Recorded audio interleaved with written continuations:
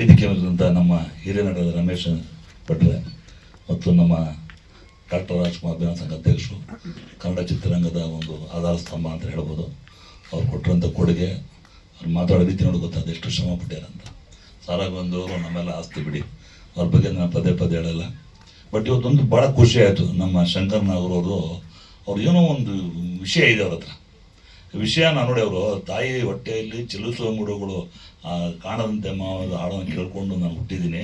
ಅದೇನೋ ಭಗವಂತನ ಇಚ್ಛೆನೋ ಗೊತ್ತಿಲ್ಲ, ನಮ್ಮ ಕೃಷ್ಣ ಅವ್ರ ಪ್ರೊಡ್ಯೂಸರ್ ಬಂದು ಅಂತ ಸಿನಿಮಾ ಕೊಟ್ಟಿದೆ ಅಂತ ಹೇಳಿದ್ರೆ, ಅವ್ರ ಸಿನಿಮಾದ ಬಗ್ಗೆ ಇರೋ ಕಾಳಜಿ, ಪ್ರೀತಿ, ಆ ಸಿನಿಮಾ ಮಾಡಬೇಕು, ಏನೋ ಸಾಧನೆ ಮಾಡಬೇಕು ಬಂದರು ಕೆಲವೇ ನಿರ್ದೇಶಕರು ಇರೊಬ್ಬರು ಅನ್ಸುತ್ತೆ. ಕನ್ನಡ ಚಿತ್ರರಂಗಗಳು ಗಟ್ಟಿಯಾಗಿರಲಿಲ್ಲ ಅಂತ ಎಲ್ಲ ಲಕ್ಷಣಗಳಿದೆ. ಆ ಟೀಸರ್ ನೋಡಿದ್ರೆ ಭಾಳ ಖುಷಿ ಆಯಿತು. ಎಲ್ಲೋ ಒಂದು ಮೂಲೆಯಲ್ಲಿ ನಾನು ಬೇರೆ ಫಸ್ಟ್ ಗ್ರಾಫಿಕಾ ಆ್ಯನಿಮೇಷನ್ನ ಏನು ಅರ್ಥ ಆಗ್ತಿಲ್ಲ ಸಾಹೇಬ್ರೆ, ಒಂದಣ ಇದೇನು ಕತೆ ಕೇಳಬೇಕಲ್ಲ, ಅದಕ್ಕೆ ಫಸ್ಟ್ ನಿರ್ದೇಶನ ಕೇಳಿದೆ ಏನಂತ. ನಿಜವಾಗ್ಲೂ ಸಿನಿಮಾ ತೊಗೊಂಡ್ರ ರೀತಿ ಇಟ್ ಇಸ್ ಕ್ವೈಟ್ ಡಿಫ್ರೆಂಟ್ ಅಂತೆ. ಇರೋ ಸಿನಿಮಾಗಳಿಗೆ ಯಾವುದೇ ಸಿನಿಮಾ ಮಾಡಿ ಇಟ್ ಶುಡ್ ಬಿ ಯೂನಿಕ್. ಎಲ್ಲ ಮಾಡ್ತಾರೆ ಪ್ರೋಟೋಕಾಲ್ ಆಗಿ, ಅದೇ ಮರ ಸುತ್ತೋದು, ಅದೇ ಲವ್ ಮಾಡೋದು, ಅದೇ ಹೀರೋಯಿನ್ ಹೋಗೋದು, ಅಣ್ಣ ತಮ್ಮ ನುಗ್ಗೋದು, ಹೀರೋಯಿನ್ ಹೊಡೆಯೋದು, ಡ್ಯಾಶ್ ಮಾಡೋದು, ಡಿಕ್ಕಿ ಹೊಡೆಯೋದು, ಇವೆಲ್ಲ ಸಿನಿಮಾ ಅಲ್ಲ. ಕಂಟೆಂಟ್ ಓರಿಯೆಂಟೆಡ್ ಸಿನಿಮಾ ಮಾಡಿದ್ರೆ ಮಾತ್ರ ಸಿನಿಮಾ ನಿಲ್ಲತ್ತೆ. ಯಾಕಂದರೆ ಹೊಸಬ್ರು ಒಂದು ಪ್ರಾಬ್ಲಮ್ ಇದೆ, ಸಿನಿಮಾಗಳು ಮಾಡ್ತಾರೆ. ನಮ್ಮಲ್ಲಿ 300-400 ಸಿನಿಮಾಗಳು ಮಾಡೋದು. ಮಾಧ್ಯಮ ಮಿತ್ರರಿಗೆ ಒಂದು ರಿಕ್ವೆಸ್ಟ್ ಸರ್, ಇದರಿಂದ ಇಂಥ ಒಳ್ಳೆಯ ಸಿನಿಮಾಗಳು ಕೊಚ್ಕೊಂಡು ಹೋಗ್ಬಿಡ್ತಾರೆ. ಯಾಕೆ ಹೇಳಿ, ಅವ್ರು ಮಾಡೋ ಸಿನಿಮಾಗಳು ಈ ಸಬ್ಸಿಡಿಗೋಸ್ಕರ ಸಿನಿಮಾ ಮಾಡೋದೇ ಒಂದು ದೊಡ್ಡ ಟೀಮ್ ಇದೆ. ನಾನು ನೇರವಾಗಿ ಹೇಳ್ತೀನಿ, ಆ ಸಬ್ಸಿಡಿ ಬಗ್ಗೆ ಅದೊಂದು ಮಾನದಂಡ ನಿರ್ಗತಿ ಮಾಡೋವಂಥ ಕೆಲಸ ನಾವು ನೀವು ಮಾಧ್ಯಮ ಮಿತ್ರರು ಕೂತ್ಕೊಂಡು ಮಾಡಿದಾಗ ಮಾನದಂಡ ಕಡಿವಾಣ ಸಿನಿಮಾ ಕೊಡಬೇಡಿ ಅಂತ ನಾವು ಹೇಳಲ್ಲ. ಇದರಿಂದ ಭಾಳ ಚಿತ್ರರಂಗಕ್ಕೆ ಇಂಥ ಸಿನಿಮಾಗಳಿಗೆ ಕುಂಠಿತ ಆಗೋದು ಒಂದು ಭಯಾನಕವಾದ ಮುಂದಿನ ದಿನಗಳಲ್ಲಿ ಖಂಡಿತವಾಗ್ಲೂ ಬರುತ್ತೆ ಅಲ್ಲ ಗುಂಡಣ್ಣ. ಅದರಿಂದ ಸಬ್ಸಿಡಿಗೆ ಕಂಟ್ರೋಲ್ ಮಾಡೋವಂಥದ್ದು, ಅಲ್ಲಿ ಸಬ್ಸಿಡಿ ಮಾಡೋವಂಥ ಅಲ್ಲಿ ಇರೋ ಲಾಬಿಗೆ ಸಬ್ಸಿಡಿ ಕೊಡೋದು ಯಾತಕ್ಕೆ, ಗುಣಾತ್ಮಕ ಸಿನಿಮಾ ಕೊಡ್ಬೇಕು ಅಂತ ಸರ್ಕಾರ ಕೊಡ್ತಿರೋದು.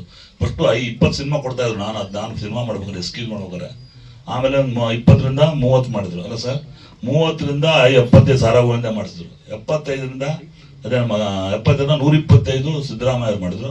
ಆಮೇಲೆ ಬಸವರಾಜ ಬೊಮ್ಮಾಯಿ 200 ಸಿನಿಮಾ ಯಾಕೆ ಮಾಡ್ತಾರೆ, ಒಳ್ಳೆ ಸಿನಿಮಾ ಮಾಡಬೇಕು ಅಂತ. ನೋಡಿ, ಈ ಧ್ರುವ 369 ಒಂದು ಸಿನಿಮಾ ನೋಡಿ, ಆಕಾಶ ಅಂದ್ರೇನು, ಭೂಮಿ ಅಂದ್ರೇನು, ಭೂಮಿ ಅಂದ್ರೆ ಆಕಾಶ, ಸೂರ್ಯ ನಕ್ಷತ್ರ, ಧ್ರುವ ನಕ್ಷತ್ರ.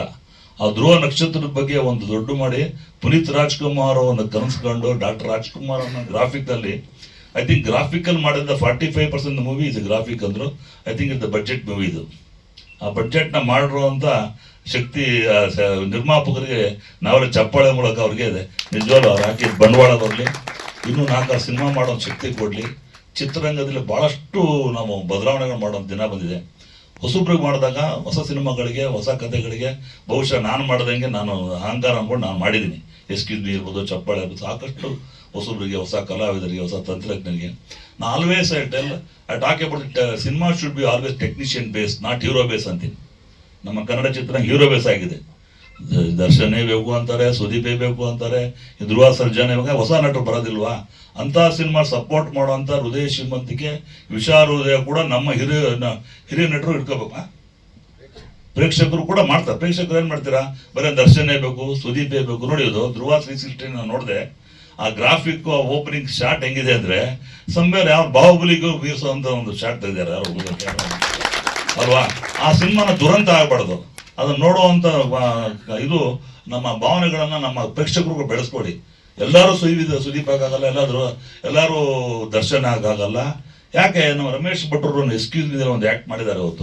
ಇವತ್ತಿಗೂ ಅದು ನನ್ನ ಲೈಫ್ ಲಾಂಗ್ ನೆನೆಸ್ಕೊಳ್ಳೋ ಅಂತ ಆ್ಯಕ್ಟಿಂಗ್ ಮಾಡಿದ್ದಾರೆ ರಮೇಶ್ ಭಟ್ ಅವರು. ಇಸ್ ನಾಟ್ ಆರ್ಡಿನರಿ ಪರ್ಸನ್ ಅಂತ great such an excellent big artist ನಮ್ಮ ಕನ್ನಡ ಚಿತ್ರಗಳ ಆಧಾರ ಸ್ತಂಭ. ಅದರಿಂದ ಹೊಸಬ್ರಿಗೆ ಹೊಸ ಕಥೆ ಮಾಡಿದ್ರಿಗೆ, ಹೊಸ ಒಂದು ಉದ್ದೇಶ ಇಟ್ಕೊಂಡು ಸಿನಿಮಾ ಮಾಡಕ್ಕೆ ಮುಂದವರಿಗೆ ಅವರು ಸಪೋರ್ಟ್ ಮಾಡುವಂಥ ಕೆಲಸ ಮಾಧ್ಯಮ ಮಿತ್ರವಾಗಿರೋದು, ಪ್ರಿಂಟ್ ಮೀಡಿಯಾ ಮಾಡ್ಕೊಂಡೇ ಬಂದಿದ್ದಾರೆ.